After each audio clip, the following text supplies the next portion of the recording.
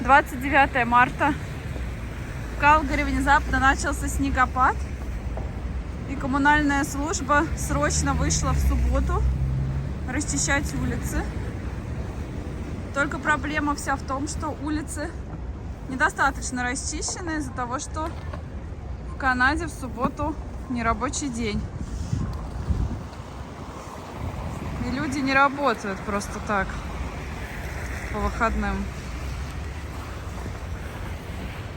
Они обязательно должны какую-то денежку получать. А им платить никто не хочет, поэтому, ну, как обычно, само растает